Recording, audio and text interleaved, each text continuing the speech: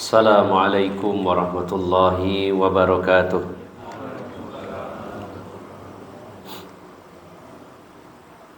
Alhamdulillahi hamdan katsiran thayyiban mubarakan fi kama yuhibbu rabbuna tabaraka wa ta'ala wa yarda.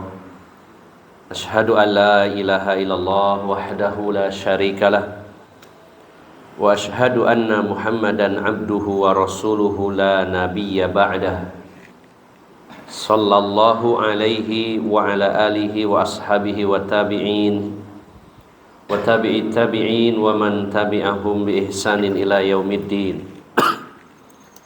Ya ayyuhallazina amanu taqullaha haqqa tuqatih wa la tamutunna illa wa antum muslimun, amma ba'd. Para alim ulama, para ustadz, para sesepuh yang senantiasa saya hormati dan saya muliakan, bapak-bapak dan ibu-ibu jamaah Masjid An-Nur yang dirahmati Allah Subhanahu wa ta'ala.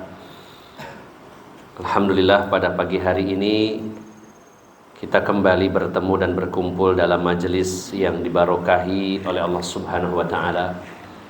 Semoga kita senantiasa diberikan keistiqomahan, selalu berada di atas iman dan Islam, dan semoga Allah Subhanahu wa ta'ala memberikan anugerah akhir yang baik bagi kehidupan kita semuanya. Kita lanjutkan kajian kitab Kaifa Amalahum tentang seni berinteraksinya Rasulullah sallallahu alaihi wasallam. Masih pada bab tentang interaksi Rasulullah sallallahu alaihi wasallam terhadap orang-orang Arab Badui.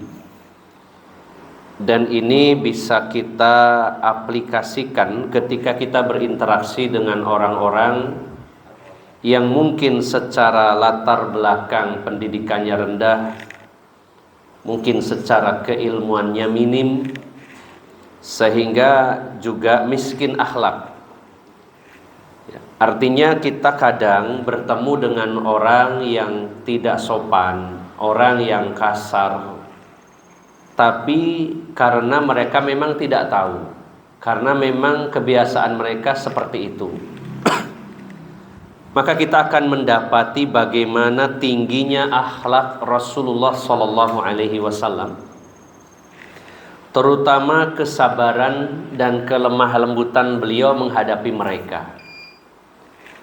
Bahkan kalau kita membaca sirah nabawiyah tentang bagaimana akhlak beliau kepada orang-orang Arab Badui yang kasar, maka tentu kita mendapati beliau seorang yang sangat sabar, bahkan di luar ekspektasi kita. Bahkan mungkin kita sangat sulit untuk meniru beliau, namun tentunya berusaha untuk menjadikan diri ini meneladani Rasulullah sallallahu alaihi wasallam.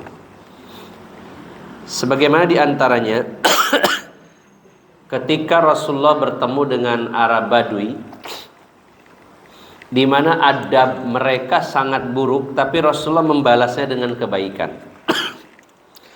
Salah satu contohnya sebagaimana dalam riwayat Bukhari dan Muslim dari sahabat Anas bin Malik radhiyallahu anhu.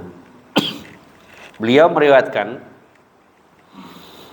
saya sedang berjalan bersama Rasulullah sallallahu alaihi wasallam dan beliau memakai baju berkerah yang tebal dan kasar.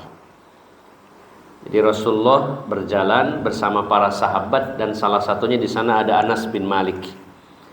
Baju yang dipakai Rasulullah adalah baju jenis berkerah yang kasar kainnya. Lalu seorang Arab Badui mencegat di perjalanan Rasulullah SAW, dan Arab Badui ini menarik baju beliau dengan kasar sampai kerah baju beliau sobek dan ada memar di leher Rasulullah SAW. Kita membayangkannya jika ada orang kasar seperti itu kepada kita, kira-kira sikap kita seperti apa? Ditarik, bukan ditarik biasa Bapak Ibu. Kalau baju itu sampai robek, apalagi sampai membuat kulitnya itu gosong, itu memar, karena kerasnya tarikan tadi, pasti kita akan marah. Dan setelah narik kerahnya Rasulullah sampai sobek dan memar kulit beliau, lalu orang ini mengatakan, wahai Muhammad, berilah aku sebagian apa yang Allah berikan kepadamu. Bahasa kitanya minta uang. Sudah bersikap kasar sampai kasarnya melampaui batas, lalu minta uang. Ya. Bagaimana kira-kira kalau kita dicegat orang di tengah jalan, orangnya kasar, narik baju kita sampai robek, terus minta uang? Masya Allah. Dan Rasulullah paham bahwa pelakunya adalah seorang Arab Baduy yang kurang pendidikan, sehingga kurang adab. Dan yang dilakukan Rasulullah adalah Rasulullah menoleh kepada Arab Baduy itu, kemudian tersenyum dan memerintahkan agar orang itu diberi sejumlah uang. Ya, minta kepada para sahabat siapkan uang, kasih orang ini uang. Nah, ini menunjukkan Bapak Ibu jamaah sekalian betapa tingginya akhlak Rasulullah SAW dan betapa sabarnya beliau. Kemudian ada satu kejadian sebagaimana yang diriwayatkan dari sahabat Jabir bin Abdullah. Ini juga hadis riwayat Bukhari Muslim. Ketika Jabir bin Abdullah ini berangkat berperang bersama Rasulullah SAW ke wilayah Najd. Ya. Sebenarnya Najd ini dalam sisi bahasa artinya tempat yang tinggi, sehingga tidak atau bukan nama satu titik. Ya. Sifatnya umum. Ada wilayah yang disebut Najd ini secara bahasa tempat yang tinggi. Makanya ketika Rasulullah SAW berdoa kepada atau berdoa di hadapan para sahabat, Allahumma barik fi syamina, Allahumma barik fi yamanina, ya Allah berkahi Syam kami, ya Allah berkahi Yaman kami. Lalu para sahabat bertanya, wa fi najdina wahai Rasulullah, doakan juga Najdnya kami. Maka Rasulullah tidak mendoakan Najd, dan beliau mengatakan minhu tatlu'u qarnus syaiton atau qarnus syaiton, dari sanalah munculnya tanduk setan. Nah, sebagian orang menuduh bahwa Najd yang dimaksud adalah di sekitaran utaranya atau timurnya Madinah, ya. Jadi masih di kerajaan Saudi. Namun ada hadis lain yang senada, dan Rasulullah ditanya, wa fi iraqina, doakan Irak kami. Maka Rasulullah mengatakan darinya munculnya tanduk setan. Ya, dari sana munculnya tanduk setan. Maka di satu hadis mengatakan Najd, di satu hadis Irak. Ya, apakah ada dua titik atau yang dimaksud Najd di sini adalah Najdnya Irak? Sehingga para ulama mengatakan bahwa itu hanya satu titik, bukan dari Najd, bukan dari Irak, dua, tapi satu titik. Karena Najd artinya adalah tempat yang tinggi. Tapi yang dimaksud di sini adalah Najd yang ada di Jaziratul Arab, di Saudi Arabia. Kata Jabir bin Abdullah, ketika saya berangkat bersama Rasulullah ke daerah Najd untuk berperang, selesai perang, perjalanan pulang, di tengah sebuah lembah yang banyak pepohonannya, Rasulullah memerintahkan kami untuk istirahat. Lalu para sahabat memilih pohon masing-masing, berteduh di bawah pohon masing-masing, termasuk Rasulullah SAW, beliau juga menyendiri di bawah pohon. Di saat kami semua sedang tidur, tiba-tiba Rasulullah SAW memanggil kami, dan kami pun menghampiri Rasulullah SAW, di mana di samping beliau duduklah seorang Arab Baduy yang bernama Ghawras bin Al-Harith.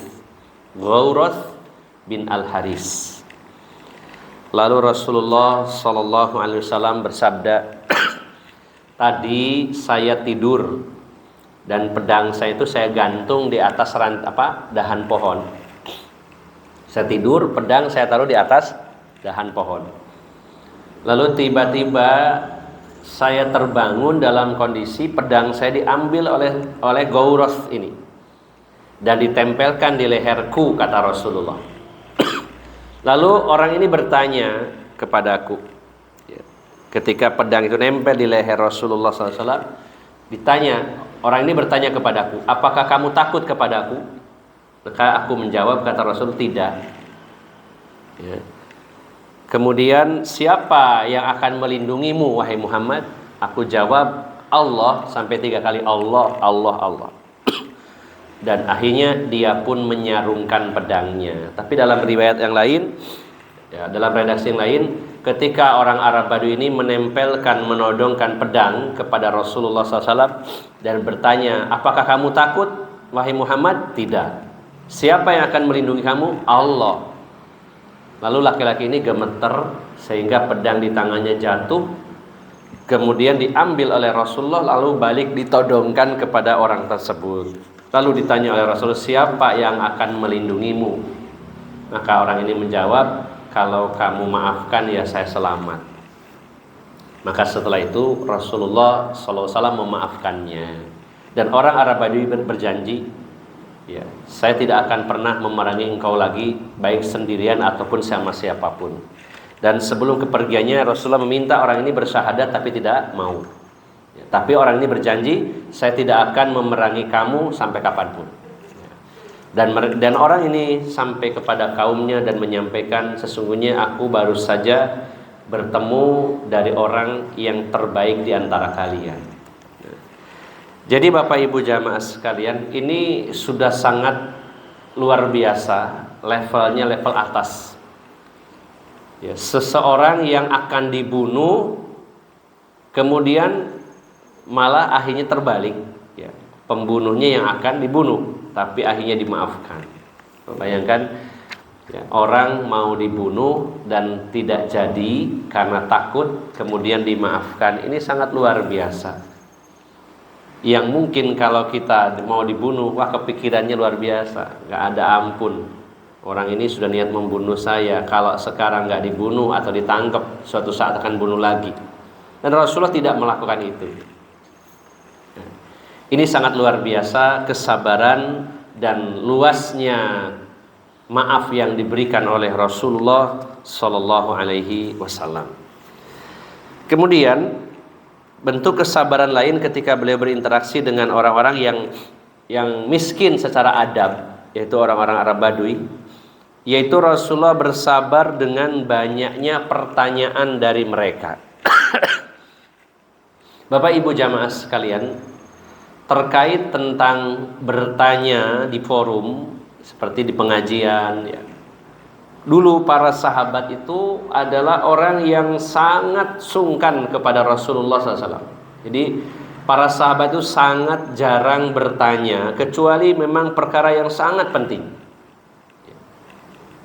Memang ada beberapa yang dirasakan para sahabat. Yang pertama, para sahabat merasa hormat dan sungkan sehingga tidak berani bertanya kepada Rasulullah. Yang pertama. Yang kedua, para sahabat berpikir berkali-kali untuk bertanya, khawatir dengan pertanyaannya itu adalah pertanyaan yang disebutkan oleh Rasulullah bahwa kehancuran umat terdahulu.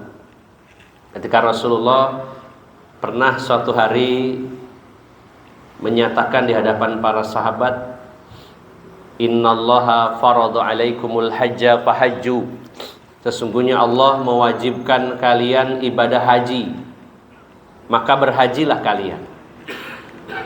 Lalu ada seorang yang bertanya, akulli amin ya Rasulullah, apakah haji itu diwajibkannya setiap tahun wahai Rasulullah? Padahal Rasulullah maksudnya kalau perintahnya sekali, berarti sekali seumur hidup. Hal itu sebenarnya sudah dimaklumi, dipahami oleh para sahabat bahwa haji diperintahkan wajibnya itu 1 kali dalam seumur hidup. Tapi ada yang bertanya, apakah wajibnya itu setiap tahun wahai Rasulullah? Maka berubah wajah Rasulullah, beliau marah dan beliau bertanya, lau qultu na'am, atau beliau menyatakan lau qultu na'am la wajabat wala mastata'tum. Kalau saya jawab iya, setiap setahun sekali wajibnya, maka akan diwajibkan oleh Allah dan kalian tidak akan mampu melaksanakannya. Karena yang seumur hidup sekali saja tidak semua orang diberi kemampuan. Bagaimana kalau kewajibannya setahun sekali? Nah, sehingga ini pertanyaan yang memberatkan. Lalu setelah itu Rasulullah melanjutkan sabdanya. Ya, beliau mengatakan, ya, inna ahlaka man kana qablakum, sesungguhnya perkara yang menyebabkan umat sebelum kalian itu dibinasakan oleh Allah adalah kasratu masailihim wa ikhtilafhum ala anbiyaihim, banyaknya mereka bertanya dan menyelisihi utusan-utusan mereka. Terlalu banyak bertanya dan menyelisihi Rasulullah sallallahu alaihi wasallam. Ini adalah penyebab kebinasaan. Namun ada perintah dari Allah Subhanahu wa taala, ya kita sudah hafal ayatnya. Allah menyatakan fas'alu ahla dzikri in kuntum la ta'lamun. Bertanyalah kepada ahlu zikr, yang dimaksud adalah orang yang berilmu. Bertanyalah kepada orang yang berilmu jika kalian tidak tahu. Seolah-olah ayat dengan hadis ini bertentangan. Ayat menyatakan bertanyalah, sedangkan hadis mengatakan kehancuran, kebinasaan umat sebelum kalian adalah karena banyak bertanya. Maka apakah ayat dengan hadis ini bertentangan? Tentu dalil kalau dua-duanya kuat, tidak ada yang bertentangan. Hanya butuh dikompromikan. Maka yang dimaksud adalah boleh bertanya, tapi jangan dengan pertanyaan-pertanyaan yang dilarang. Di antaranya pertanyaan yang memberatkan. Pertanyaan yang memberatkan, ya. Seperti tadi sudah dijelaskan, satu kali seumur hidup, tanyanya apa setiap tahun. Pertanyaan Bani Israel kepada Nabi Musa, sembelihlah sapi betina. Sebenarnya mudah, tapi mereka banyak bertanya.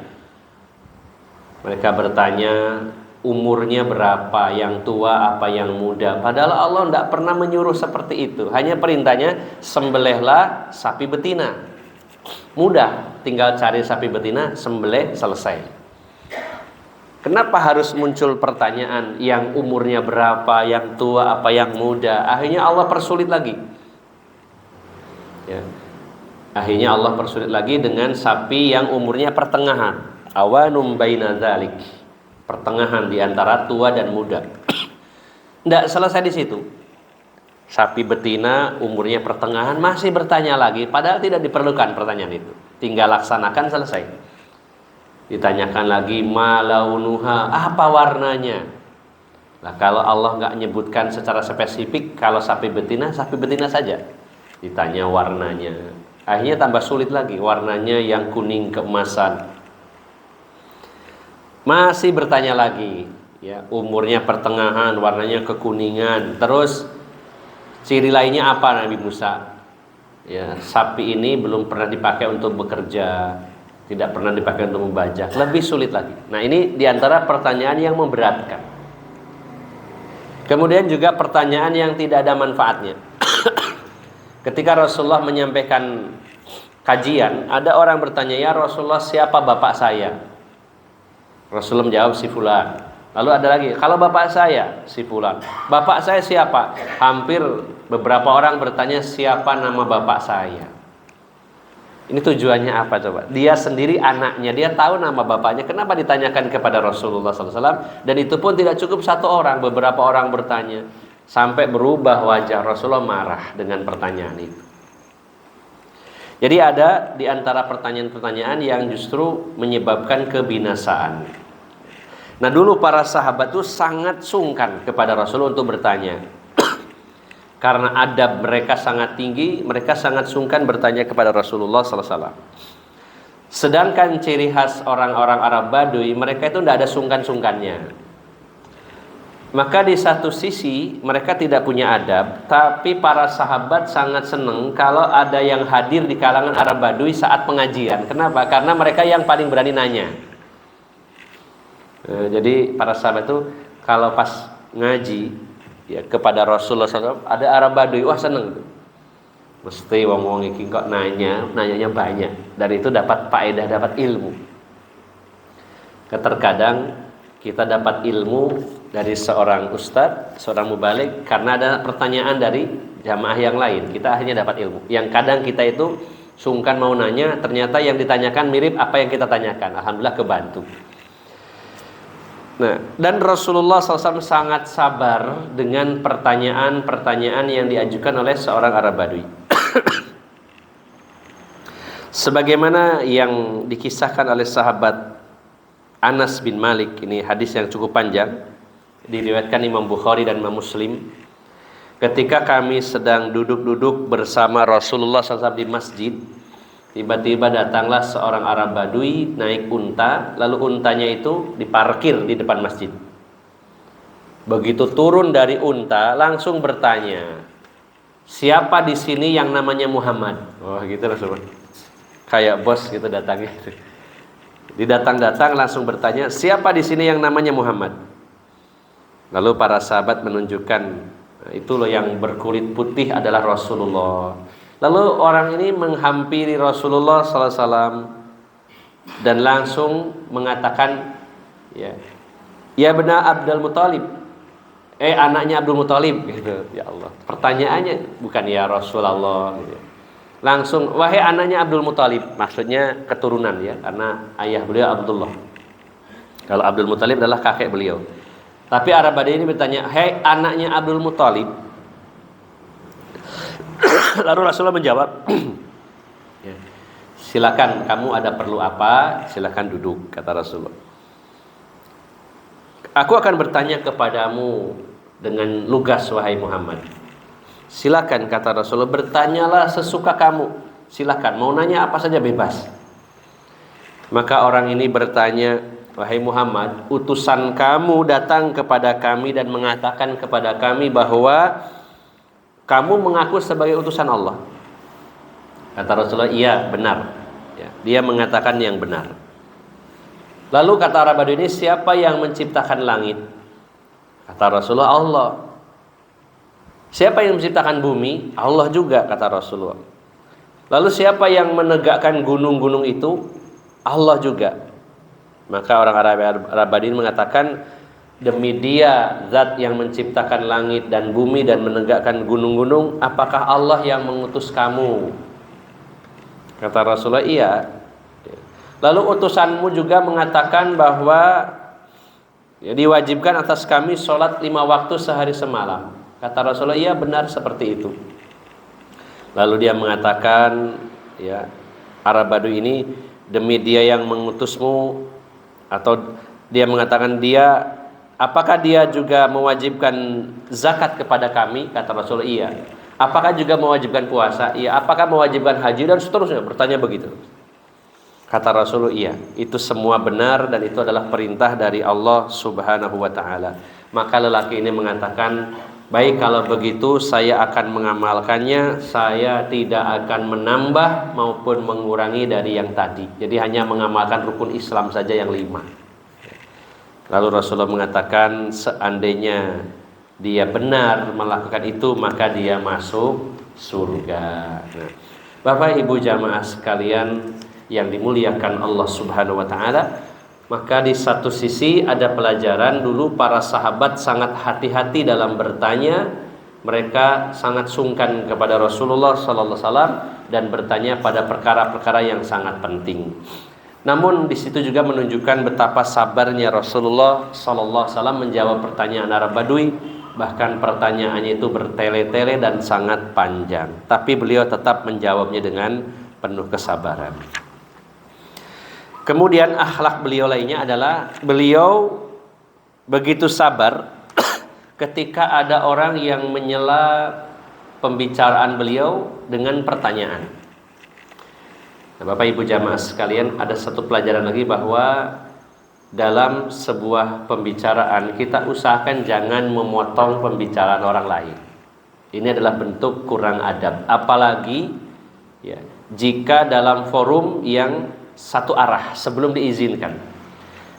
Ketika kita ngobrol saja, di mana setiap orang bebas bicara, misalkan ada 5 orang, semuanya berhak berbicara. Maka kalau orang lain sedang berbicara, adabnya adalah tidak memotong pembicaraan. Apalagi jika dalam sebuah forum yang berbicara satu orang, yang lain mendengar, maka lebih tidak beradab lagi ketika memotong dengan pertanyaan. Misalkan seorang mubalik sedang menjelaskan sesuatu dengan fokusnya, tiba-tiba ada yang motong, saya mau tanya. Ini secara hukum, secara adab tidak beradab sebenarnya. Karena ada sesi di mana diizinkan yang mau bertanya, monggo silakan. Karena kadang ketika putus di tengah-tengah, akhirnya tema menjadi kacau atau kehilangan fokus atau menjadi bias, gitu ya. Nah, ini pernah terjadi di zaman Rasulullah SAW. Sebagaimana Abu Hurairah meriwayatkan dalam hadis riwayat Bukhari, ketika Rasulullah SAW berbicara, ada seorang Arab Badui yang memotong pembicaraan Rasulullah SAW. Ya Muhammad, matas sa'ah, kapan hari kiamat terjadi? Ketika Rasul sedang ceramah, ada yang motong, ya Rasulullah, kapan itu kiamat? Maka Rasulullah tetap melanjutkan pembicaraan beliau. Salah satu bentuk wibawa seseorang kalau dia berbicara, baik di forum atau sedang ngobrol, kalau ada yang memotong, maka caranya adalah diam sebentar lalu lanjutkan pembicaraan. Ini idealnya begitu. Itu dilakukan Rasulullah SAW. Ketika ngomong serius, ada yang motong, cukup dilihat sebentar orang yang bertanya, diam lalu lanjutkan lagi. Maka ketika ada orang yang bertanya, kapan kiamat wahai Rasulullah? Rasulullah melanjutkan pembicaraan sampai para sahabat sebagian berpendapat sepertinya Rasulullah tidak mendengar pertanyaan tadi. Sebagian lagi berpendapat Rasulullah mendengar, wong keras kok nanyanya, cuman Rasulullah tidak menjawabnya, melanjutkan pembicaraan dulu. Begitu Rasulullah selesai menjelaskan, lalu beliau bertanya, mana tadi orang yang bertanya kepada saya tentang kiamat? Nah, ini berarti Rasulullah peduli, perhatian, namun beliau tidak mau dipotong. Tapi tetap mendengar dan tetap diperhatikan. Setelah Rasulullah selesai berbicara, menjelaskan sesuatu, lalu bertanya, mana tadi orang yang bertanya tentang kapan kiamat? Kata Arab Badui, saya wahai Rasulullah. Lalu Rasulullah SAW bersabda, idza duyi'atil amanatu ya fantadiris sa'ah. Kalau amanah atau kepercayaan itu sudah hilang, disia-siakan, maka tunggulah kiamat sebentar lagi terjadi. Kalau amanah disia-siakan, kepercayaan disia-siakan, tunggulah kiamat akan sebentar lagi terjadi. Lalu orang ini bertanya, wa kaifa tadyi'uha? Bagaimana amanah itu disia-siakan wahai Rasulullah? Bagaimana bentuk kepercayaan yang disia-siakan? Kata Rasulullah, idza wusidal amru bi ghairi ahlihi fantadiris sa'ah. Kalau ya diserahkan sebuah urusan bukan kepada ahlinya, tunggulah kiamatnya. Yang dimaksud kiamat di sini dua pengertian. Bisa jadi tunggu rusaknya sebuah urusan. Jadi kalau ada satu pekerjaan, satu urusan diserahkan bukan kepada ahlinya, dan sekarang banyak terjadi, bidang-bidang yang dibutuhkan di negara ini diserahkan kepada orang-orang yang bukan faknya, bukan ahlinya. Entah karena keluarga nepotis ya, atau mungkin dulu orang ini punya jasa sebagai juru kampanyenya atau tim sukses sehingga diberi jabatan. Banyak terjadi pada hari ini, dia bukan pakar di bidang itu, tapi diberi wewenang di bidang itu. Kata Rasulullah, tunggu saja kehancurannya. Tunggu saja bagaimana nanti berantakan semuanya. Ini pengertian pertama, fantadiris sa'ah, tunggu kiamatnya, maksudnya adalah berantakan dan hancurnya. Tetapi pengertian kedua, maksudnya adalah kalau sudah banyak kejadian di mana orang-orang diberi wewenang sedangkan dia bukan pakar dan ahli di bidang itu menunjukkan kiamat sudah dekat. Pelajaran yang bisa kita ambil dari riwayat ini bahwa sebenarnya memotong pembicaraan, apalagi seseorang yang sedang menjelaskan satu materi, itu secara adab sebenarnya kurang beradab.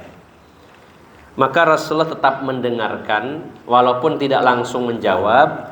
Nah, namun selesai berbicara Rasulullah bertanya, siapa tadi yang bertanya tentang kiamat? Artinya Rasulullah tetap perhatian, namun beliau tetap disiplin menempatkan sesi tanya jawab di akhir sesi, begitu. Ini satu pelajaran juga bagi kita bahwa beliau adalah orang yang begitu antusias dan perhatian. Hanya saja waktu itu beliau tidak ingin pembicaraannya terputus hanya untuk menjawab pertanyaan, begitu. Baik Bapak Ibu jamaah sekalian, dan masih banyak beberapa poin. Rasulullah memaafkan orang Arab Baduy ketika mereka meninggikan suara di hadapan Rasulullah sallallahu alaihi wasallam. Dan Rasulullah juga sering duduk bersama mereka, makan dan minum bersama mereka, dan juga Rasulullah berjihad bersama mereka, dan bahkan juga Rasulullah pernah yaitu berlomba balapan unta bersama orang-orang Arab Baduy, ya. Bahkan dalam peristiwa itu onta Rasulullah yang tidak pernah kalah, waktu itu kalah dengan ontanya seorang Arab Baduy, ya. Maka Bapak Ibu jamaah sekalian yang dimuliakan Allah Subhanahu wa taala, kita bisa mengambil satu kesimpulan bahwa menghadapi orang-orang awam, orang yang kurang ilmu sehingga mereka kurang adab, kita harus banyak memaklumi. Adapun jika orang itu sudah paham ilmunya, orang yang sudah alim melakukan kesalahan, maka kita tetap ingatkan, bahkan kalau perlu diingatkan dengan keras karena rasa kasih sayang kita kepada mereka. Sedangkan orang-orang yang kurang ilmu, kurang terdidik, kurang pelajaran tentang akhlak, kita harus banyak memakluminya sebagaimana sikap Rasulullah sallallahu alaihi wasallam kepada orang-orang Arab Baduy. Baik, sebelum kita akhiri, barangkali ada yang kurang jelas atau ada yang ditanyakan, kami persilahkan Bapak Ibu. Bila ada, monggo. Oke, monggo Pak. Terkait adab sahabat yang berdiri kalau takut bertanya, gimana sikap kita tatkala saat ini kan banyak di negeri muslim yang banyak yang kurang kita ketahui. Itu kan perlu banyak kita bertanya terhadap yang nantinya. Bagaimana terkait? Ya, baik. Jadi tadi seperti yang saya jelaskan bahwa Allah perintahkan fas'alu ahla dzikri in kuntum la ta'lamun. Bertanyalah kepada orang berilmu kalau kalian tidak tahu. Jadi bukan berarti kalau ada pertanyaan dan itu penting lalu kita tahan-tahan dengan alasan sungkan, ya. Itu sebenarnya hanya sikap sahabat saja karena wibawa Rasulullah, ya. Artinya bukan berarti para sahabat tidak bertanya sama sekali, tidak. Hanya mereka memilih dengan ekstra hati-hati mana yang benar-benar ditanyakan, mana yang tidak, begitu. Dan kita ketahui bahwa para sahabat pun, ya, bahkan termasuk sahabiyah, para wanita, para istri sahabat, ya, di antara mereka ada yang bertanya kepada Rasulullah. Salah satunya ada seorang sahabiyah wanita di zaman Rasulullah yang bertanya, "Ya Rasulullah, kalau seorang wanita mimpi basah, apakah dia wajib mandi?" Nah, itu pertanyaan yang menurut wanita itu sungkan, apalagi wanita yang bertanya. Tapi sahabiah ini bertanya, dan itu dipuji oleh Rasulullah SAW. Sampai para sahabiah, para wanita sahabat waktu itu menutup wajah mereka karena malunya dengan pertanyaan itu. Tapi ini pertanyaan yang penting, apalagi berkaitan dengan yang kita amalkan keseharian. Kalau tidak segera ditanyakan, khawatirnya kita salah cara wudhu, cara sholat, gitu. Memang ada beberapa ustadz yang saya pernah belajar ke beliau-beliau, di antara mereka itu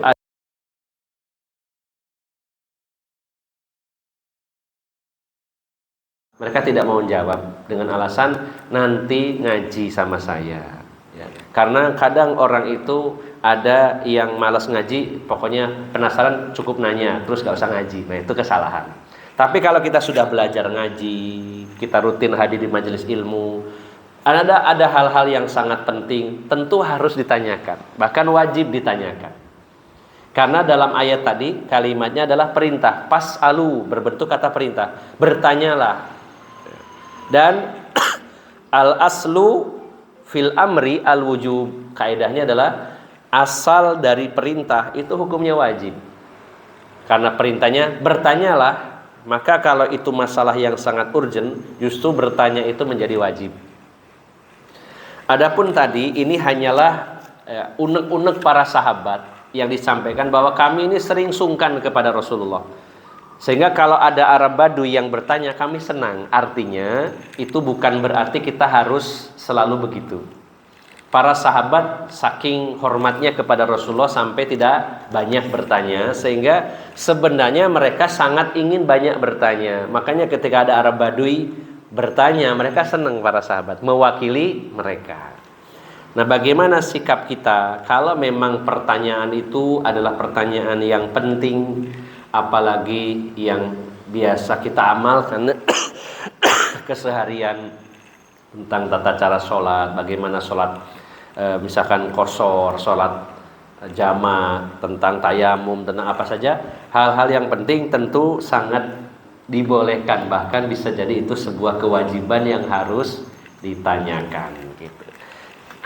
Jadi kesimpulannya, sikap para sahabat itu adalah hanya sikap mereka saja karena sungkannya kepada Rasulullah SAW. Tapi aslinya mereka juga sangat senang dengan ilmu dan ingin bertanya, hanya mereka sungkan kepada Rasulullah. Jadi kalau di sini jenengan misalkan kepada mubaligh di sini tidak sungkan, silakan, tidak masalah. Itu pilihan, ya, pilihan bagi bapak-bapak, ibu-ibu. Dan kalau memang itu masalah yang penting, tidak perlu sungkan, tidak perlu malu. Nah, lalu kalau kita juga membaca hadis-hadis yang lain, berapa banyak pertanyaan yang diajukan oleh para sahabat. Artinya mereka walaupun sungkan, mereka tetap bertanya. Ya. Poinnya adalah hanya ada di pilihan pertanyaan. Jangan sampai pertanyaan ya yang justru dilarang tadi, kayak pertanyaan yang memberatkan, pertanyaan yang tidak ada faedahnya, ya, atau pertanyaan yang sebenarnya sudah tahu jawabannya tapi ingin gepuk orang lain lewat ustadz, itu ada. Jadi pingin gepuk wong iku, aku lewat tangan ustadz, ada seperti itu, Pak. Sebenarnya orang itu sudah tahu jawabannya. Nah, kadang-kadang ada orang itu sudah tahu jawabannya tapi masih ditanyakan. Ini kadang akhirnya memunculkan keributan. Misalkan sudah tahu bahwa di sini ada perbedaan yang sangat keras. Ya. Kemudian yang bertanya sudah tahu jawabannya, tapi untuk menyerang lawan yang berbeda paham, kemudian bertanyalah kepada ustadz itu. Nah, kadang polemik bagi sang ustadz ini, ya, karena dalam hal-hal yang bersifat perbedaan, ya, di sini banyak ragamnya. Ada kalanya perbedaan itu antara satu benar satu salah. Ada kalanya sama-sama benarnya itu pilihan yang variatif. Nah, di situ kadang-kadang akhirnya muncul keributan-keributan. Kalaupun ada perbedaan pandangan, tentunya bisa dengan dialog yang lebih sehat. Misalkan dua pandangan yang berbeda, ada dialog. Kalau perlu penengah, di situ lebih baik. Jadi intinya bertanya diwajibkan pada satu kasus, dan pada kasus yang lain justru akan dilarang kalau pertanyaan itu yang memberatkan atau tidak ada faedahnya, atau justru akan menimbulkan ya persengketaan di tengah-tengah kaum muslimin. Intinya hanya dipilih saja pertanyaan mana yang layak ditanyakan, dan sungkannya para sahabat bukan berarti kita pun ya 100% berarti tidak usah bertanya karena sungkan, tidak. Kalau itu masalah penting bisa ditanyakan. Ya, demikian ya, wallahu a'lam bishawab. Ya. Sekarang ya, alhamdulillah. Semoga bermanfaat. Mohon maaf atas segala kekurangan. Aqulu qawli hadza wa astaghfirullah li wa lakum wa akhiru da'wana anil hamdulillahi rabbil alamin. Subhanakallahumma wa bihamdika asyhadu an la ilaha illa anta astaghfiruka wa atubu ilaik. Wassalamualaikum warahmatullahi wabarakatuh.